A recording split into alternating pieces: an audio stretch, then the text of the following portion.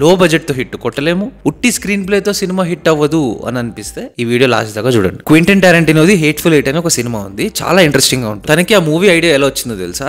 మనం చూసే సిరీస్ లో, వెబ్ సిరీస్ లో అప్పుడప్పుడు చాలా కూల్ సెలబ్రిటీ క్యామియో వచ్చి వెళ్ళిపోతుంది చూసారా? సో తనకు ఐడియా ఏమొచ్చిందంటే, ఈ సెలబ్రిటీ క్యామియోస్ ఉంటాయి కదా, వాళ్ళ క్యారెక్టర్ విల్ బి రిటర్న్ చాలా బాగా, అంటే చాలా కూల్ ఉండడము, చాలా బ్యాక్ స్టోరీ ఉండి, కానీ అది ఎక్కువ రివీల్ చేయరు. బికాస్ వాళ్ళు ఒక్క ఎపిసోడ్ కి మాత్రమే గెస్ట్ అపియరెన్స్ గా వచ్చి వెళ్ళిపోతారు. నువ్వు బయట కాల్ కూడా పెట్టలేనంత స్నో తుఫాన్ వచ్చినప్పుడు 8 మెంబర్స్ లోపలనే స్టక్ అయి ఉంటారు.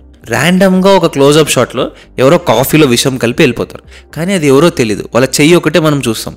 సో ఆ మూమెంట్ నుంచి movie feels like a book. ఒకరినొకరు క్యారెక్టర్స్ మాట్లాడించుకుంటారు, తెలుసుకుంటారు, ఈ వ్యక్తి విషయం కలిపిండొచ్చా అని గెస్ చేస్తూ ఉంటారు, టీమ్స్ గా డివైడ్ అవుతుంటారు.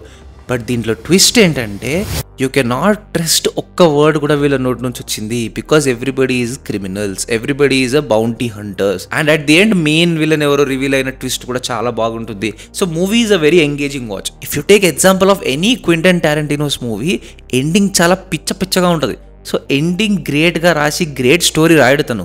ఎవ్రీ ఫ్రేమ్లో, ఎవ్రీ షాట్లో నీకు నెక్స్ట్ షాట్కి వెళ్ళేంత ఇన్ఫర్మేషన్ మాత్రమే ఇచ్చి మెల్లగా స్టోరీని అన్ఫోల్డ్ చేస్తూ ఉంటాడు. సో బడ్జెట్ ఇంపార్టెంట్ కాదు, మనం రాసుకున్న స్క్రీన్ ప్లే ఇంపార్టెంట్, ఆడియన్స్ని ఎంగేజింగ్గా తీసుకెళ్ళడం ఇంపార్టెంట్.